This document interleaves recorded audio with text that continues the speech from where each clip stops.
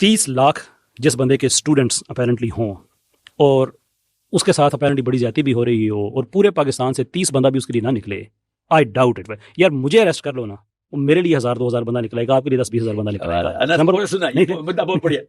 Number 2 मेरा दूसरा हिसाब भी है, मेरी लाइव स्ट्रीम होती है, एवरेज उसको 25 से 50 हजार लोग कुछ दिनों में देखते हैं और मेरे 2 लाख सब्सक्राइबर नहीं हैं यूट्यूब में बात कर रहा हूँ। मुफ्ती यासर साहब के मुझसे ज्यादा हैं, 3-3 उनके भी देखते 50-60 हजार बंदे देखते, ठीक, मुफ्ती यासर नदीम अलवाइदी साहब, राइट। नाउ इंजीनियर साहब, क्या वजह है कि 30 लाख की जिसकी फॉलोइंग हो उसकी लाइव स्ट्रीम में 535, 536, 800 इतना बंदा आ रहा होता है? That tells me, and I am an information scientist by the way, that tells me कि जो ऑडियंस नजर आ रही होती है, या हमारा एक गर्म तौलिया इन सारों के चेहरों से निकाब उतार देता है। उतरा है ना? साद रिजवी साहब की तस्वीर लगाई हुई थी ना, एक बंदा को टीएलपी का नजर आया आपको? 22 करोड़ में से 22 बंदे नहीं इकट्ठे कर सके। किसने निकलना है मेरे भाई? इस तरह नहीं होता। ये कोई बनाना पब्लिक नहीं है, ये ना पुराने जमाने हैं कि आप जत्थे बना के तो नॉन स्टेट एक्टर बन के तो निकल आओ भाई। अब FATF हाफिज़हुल्लाह ताला आए मैं सदके, हाँ, ज़रबे अज़्ब हाफिज़हुल्लाह ताला, रद्दुल फसाद हाफिज़हुल्लाह ताला की बरकत से मौलवियों तुसी गए, हाँ, एक काम उड़ खत्म। अगर पाकिस्तान में रहना ना तो तुम लोग इन एक्टिविटीज के साथ नहीं आ रह सकते। इधर वो लोग रहेंगे जो हमारे तरीके से इल्मी इख्तिलाफ करते हैं। आपस में तो तुम इल्मी इख्तिलाफ ही करते थे ना, एक दूसरे को मारते तो नहीं थे, सवाए वो कुछ अरसा जो आलाकार बने रहे, और वो भी 2 फिरके थे, वो प्रॉक्सी वार्स थी सऊदीया और ईरान की यहाँ, अदरवाइज। और अब तो बिल्कुल तुम एक दूसरे के खिलाफ बात नहीं कर रहे। इस सारे तादे उम्मत का क्रेडिट सिर्फ एक बंदे को जाता है, अगरचे मेरे खिलाफ है। और आप अंदाजा करें, अब मैं बताता हूं कि टॉपिक कौन सा होगा। मैं वीडियो एक टॉपिक पे बनाता हूं ना, सारे मेरी तस्वीर लगा के उसे रिबटल करते हैं, यानी इनके पास टॉपिक्स भी कोई नहीं है बात करने के लिए इस्लाम पे, क्योंकि इनकी बात कोई नहीं सुनता। टीवी चैनल्स पे मैं नहीं बैठा हुआ, मुझे डिस्कस कर रहे हैं। उनके दूसरे वाले क्लिप देखें, 200-250 बंदों ने देखा हुआ है, और जिसमें मेरा नाम लेके मेरी तस्वीर लगा रहे हैं, मैं मौजूद भी नहीं हूं टीवी चैनल के ऊपर, उसकी व्यूअरशिप हजारों में। मैंने फिर टीवी चैनल से राब्ता किया, मैंने कहा यार मैं तुम लोगों को नोटिस भिजवा सकता हूं कि मैं वहां मौजूद नहीं हूं। क्या काम था कि मुझे डिस्कस किया जाए, नाम लिए बगैर 2-3 चैनल्स ने हरकत की, तो उन्होंने मुझे सॉरी किया कि जी ये ज्यादती। मैंने कहा इनको शौक है ना तो मुझे बुला लो, मैं लाइव आ जाऊंगा, इनको भी बुला लो कि मेरे साथ बैठ के बात कर ले। लेकिन जो कुछ तुम ये हरकतें कर रहे हो, मैं उसको वीडियो में जवाब जरूर देता हूं। वो वीडियो रिकॉर्ड हो चुकी हुई है, वो उस पर रेफरेंसेस लगने हैं, तो वो अनकरीब आस्ता आस्ता अपलोड होना शुरू हो जाएंगी। वो कहते हैं जीनी साहब हमें पता है इनका लेवल ही नहीं आपके साथ बैठ सके। तो मैंने कहा फिर मुझे ना डिस्कस किया करो, जाओ अपने मौजूद डिस्कस करो, मेरी तस्वीर क्यों लगाते हो जब इनके अंदर गट्स ही मौजूद नहीं कि ये कोई इल्मी बात कर सके। तो इसलिए किसी चीज की टेंशन लेने की जरूरत नहीं मेरे भाई, फोकस रहे अपनी दावत के ऊपर। हाँ, आम लोगों पे मेहनत करें, जाहिलों को उनके हाल पे छोड़ दें। अगर नबी इस्लाम ये गम लगा के बैठ जाते कि जब तक बनु हाशिम में से अबू लहब कलमा नहीं पढ़ता तो मैं बनु उमैया के सामने इस्लाम की दावत कैसे रखूंगा, तो फिर नबी इस्लाम दावत का काम कैसे करते? ठीक है, आपने अपने दावत का काम करना है। जो बिके हुए लोग हैं, जो जिद पे अड़े हुए हैं, उनकी इस्लाह नहीं हो सकती है। आप अपने दिमाग में बात बैठा लें ना, आपने किसी को घोल के कोई चीज पिलानी है। ये तो नबी को हुक्म है कुरान में कि आपने ये काम नहीं करना। इन्नका ला तहदी मन अहबब्ता वलाकिन्नल्लाह यहदी मन यशा। ऐ नबी, जिससे तुम मोहब्बत करते हो तुम उसे हिदायत नहीं दे सकते, अल्लाह जिसे चाहता है हिदायत देता है। और अल्लाह किसे हिदायत देता है? वल्लज़ीना जाहदू फीना लनहदियन्नहुम सुबुलना। जो लोग हमारी राह में कोशिश करेंगे हम अपनी राहें उनके लिए खोल देंगे। अगरचे रसूलुल्लाह हमारी हिदायत के इमाम है, व इन्नका लतहदी इला सिरातिम मुस्तकीम। ऐ नबी, बेशक तुम सिरात मुस्तकीम की तरफ लोगों को हिदायत देते हो, लेकिन हिदायत दावत की हद तक है, घोल के नहीं आप पिला सकते। ना नबी इस्लाम पिला सकते हैं ना हम दावत का काम करेंगे। कोल्ड वार है, ये मेरा जुमला आपने याद रखना है। अल्लाह के फजल से हम फिरकों के खिलाफ कोल्ड वार विन कर चुके हैं, हमें किसी भी हार्ट वार की जरूरत नहीं है, इस बात को समझे। हाँ, ये पैसिव रेजिस्टेंस के साथ ये दावत का काम जारी है, ये इसी तरीके से जारी रहेगा।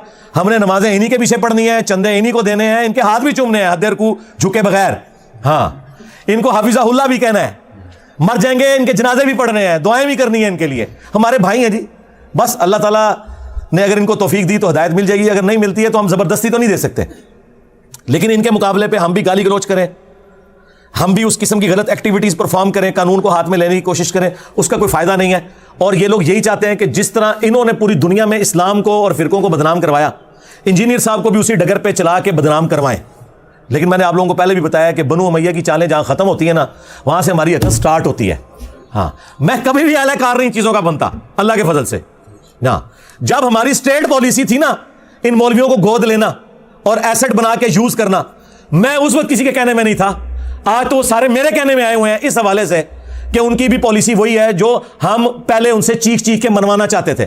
انہوں نے دھکے کھا کھا کے دنیا کی باتیں سن سن کے اپنے اوپر لگائی گئی سینکشنز کے ڈر کی وجہ سے وہ ساری باتیں لرن کر لی ہیں. ٹھیک ہے, تو یہ اللہ تعالیٰ نے آپ کو وہ ایرا دیا ہے جو ہماری اس دعوت حق جو ختم نبوت کی برکت سے رسول اللہ کی دعوت ہے صلی اللہ علیہ وآلہ وسلم, ایک پرفیکٹ اسی پیٹرن کے اوپر چل رہی ہے اللہ کے فضل سے. اس کے لیے حالات و واقعات بھی اللہ نے ہمیں بڑے فیوریبل دیے ہیں.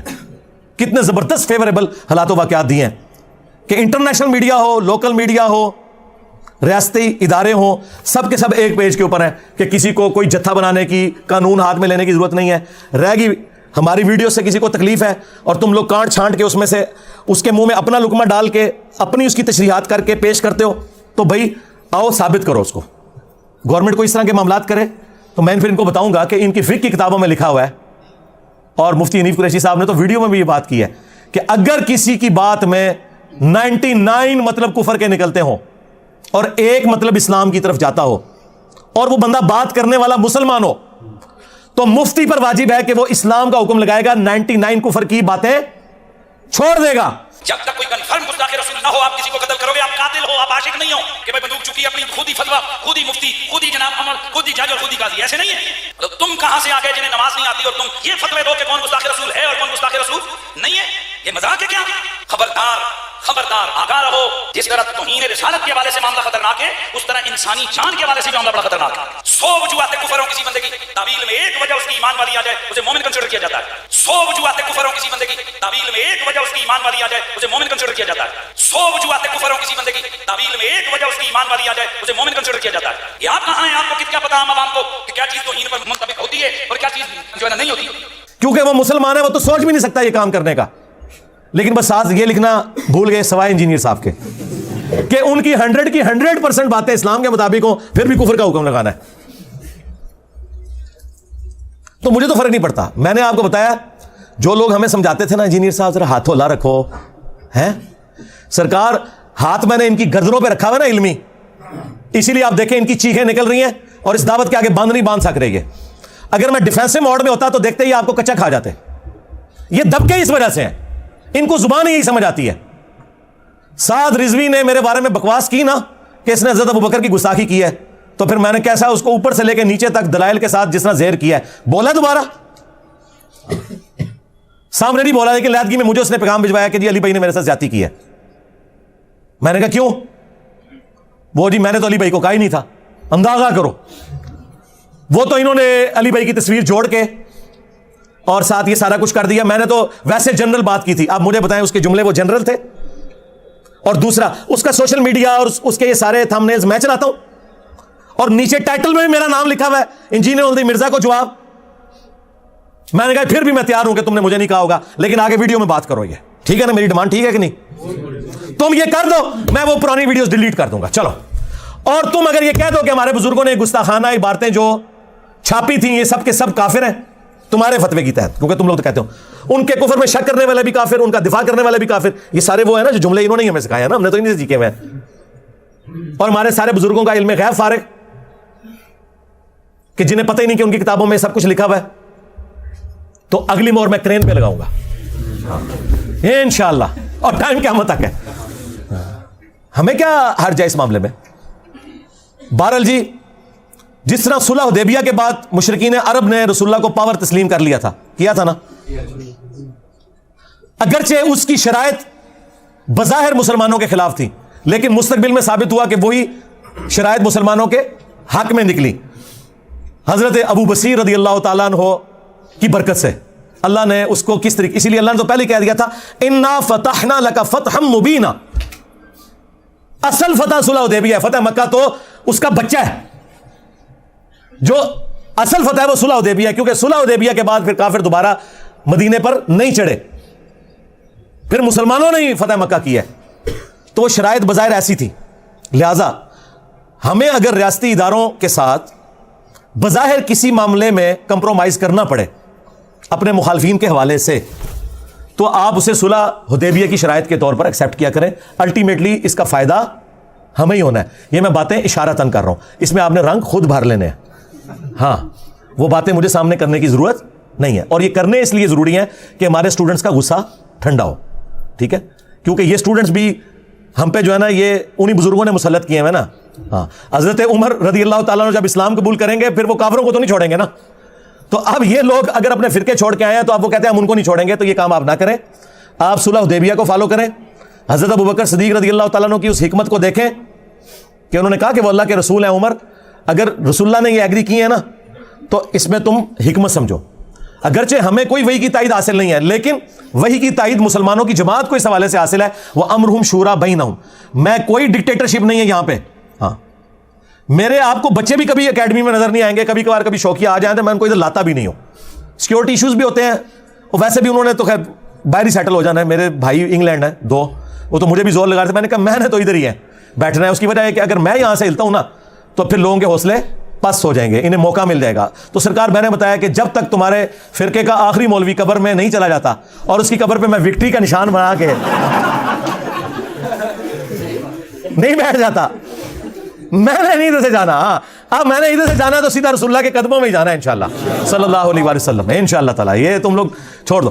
تو اس طرح کے بعض اوقات ہمیں کوئی کمپرومائز کرنے پڑتے ہیں, وہ آپ سمجھیں کہ ہم ایک لانگ ٹرم معاملات کے لیے اس کو لے کے چل رہے ہوتے ہیں. ہمیں کوئی ضرورت نہیں ہے کسی قسم کی اس قسم کی خانہ جنگی میں پڑھنے کی. دعوت کا کام کریں.